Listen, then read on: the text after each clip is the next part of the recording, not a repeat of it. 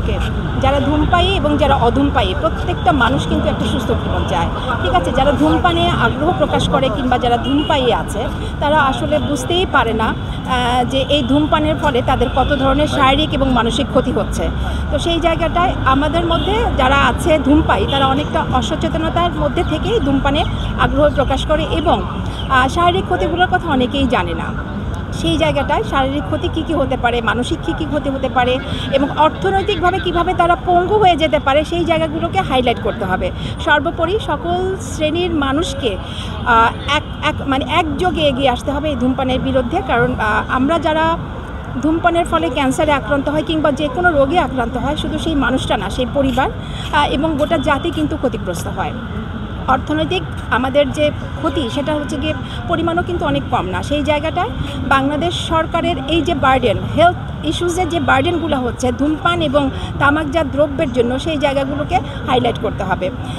তামাক কোম্পানিগুলোর সাথে বৈঠকে না বসে জনস্বাস্থ্যকে কিভাবে নিরাপদ রাখা যায়, সুরক্ষিত রাখা যায় সেই জায়গাটায় সরকারকে কাজ করতে হবে। এই জন্য এই দাবিতেই আমরা আজকে ডক্টর কমিউনিটি একসাথে হয়েছি, টেকনিক্যাল পার্সন যারা আছে আমরা একসাথে হয়েছি।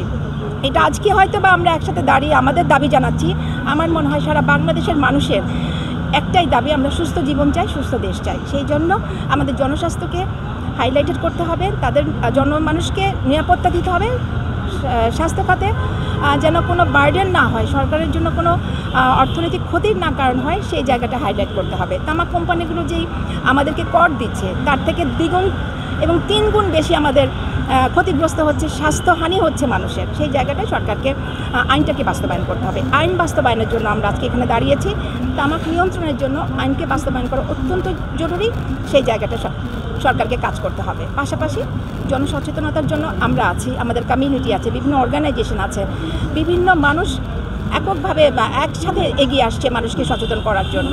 তো সেই জায়গাটাও আসলে মানুষজন কাজ করছে, সরকার এবং জনগণ পাশাপাশি কাজ করবে। পাশাপাশি আপনারা যারা মিডিয়া কর্মী আছেন আপনারা যদি হাইলাইটেড করেন, প্রত্যেকটা প্রোগ্রামে এরকম এসে যদি আপনারা আপনাদের মিডিয়ার মাধ্যমে মানুষের কাছে তুলে ধরেন তাহলে আমার কাছে মনে হয় সরকার কিছুটা হলেও উদ্যোগী হবে এবং এই আইনকে বাস্তবায়ন করার জন্য আরও অগ্রণী ভূমিকা পালন করবে।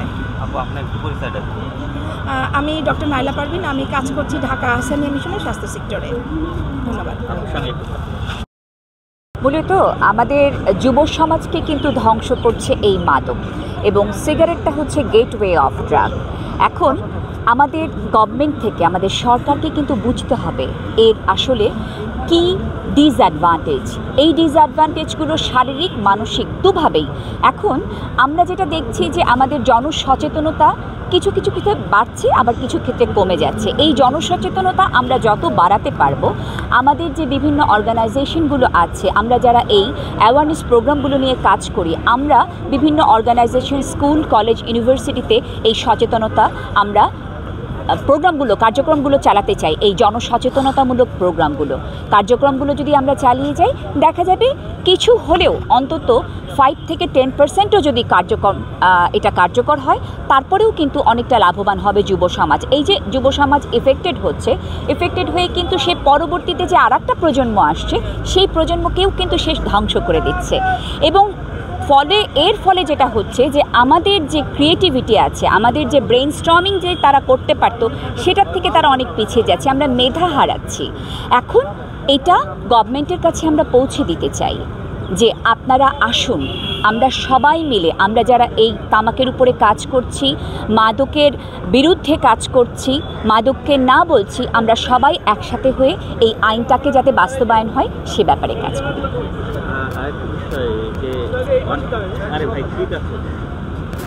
একটা বিষয় সেটা হলো অনেকে কিন্তু অসুস্থ এবং কি কাশতেছে, হ্যাঁ, তাও কিন্তু এর মধ্যে সিগারেট কিংবা বিড়ি খাচ্ছে। এই বিষয়টা আসলে